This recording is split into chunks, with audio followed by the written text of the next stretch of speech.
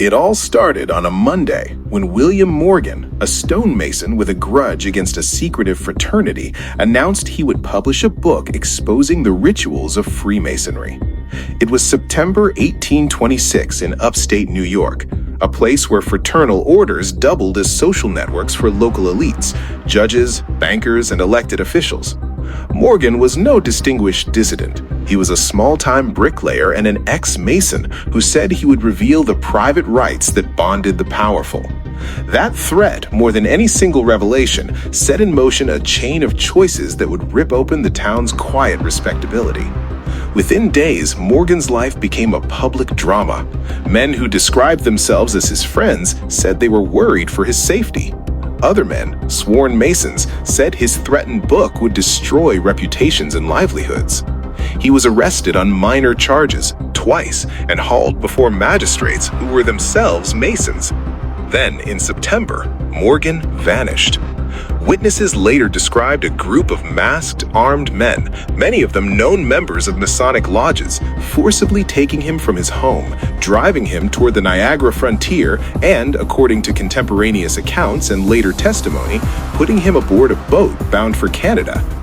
After that, the story fragmented into conflicting claims. Some said he had been murdered and his body cast into the Niagara River. Others asserted he was spirited away across the border to be hidden forever. The disappearance quickly became less an isolated crime than a politico-religious scandal.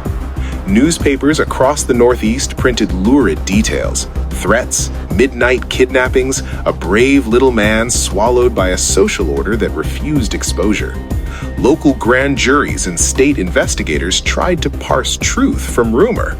Several men were indicted for kidnapping and conspiracy, yet trials produced acquittals, hung juries, or light punishments. Many observers concluded that Masonic loyalties had tainted the processes of police, prosecution, and jury selection. In short, the very institutions charged with delivering justice. The conspiracy was not just about a single abduction, it was a pattern. Influential lodge members using legal pressure and extra-legal intimidation to silence a perceived threat to their collective mystique and influence. Courts that should have protected Morgan instead became tools to obstruct him. Witnesses were cowed, evidence disappeared.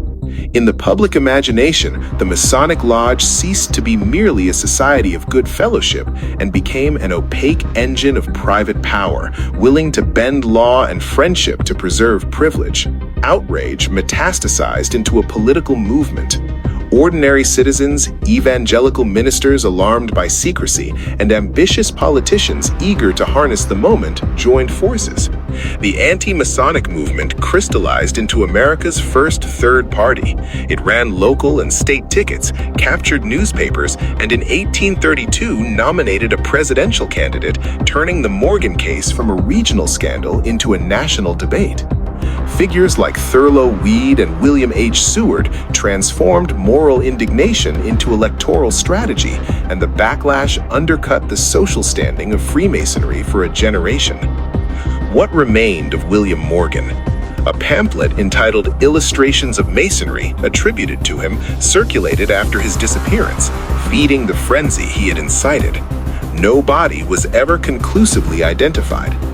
Decades later, rumors and contradictory confessions surfaced, but historians still mark Morgan's fate as unresolved, most likely murdered in a plot purposefully obscured by men who believed their secrets were a higher law. The vanishing left an unmistakable imprint. It exposed how private loyalty can contaminate public justice and how secrecy among the powerful invites suspicion. It reshaped politics in New York and beyond, birthing a movement that forced public debate about accountability, transparency, and the reach of private networks. In the end, the true crime was not merely the abduction of a single man, it was the revelation that civic institutions could be bent by bonds sworn in the dark, and that one missing Mason could topple the complacency of an entire civic order.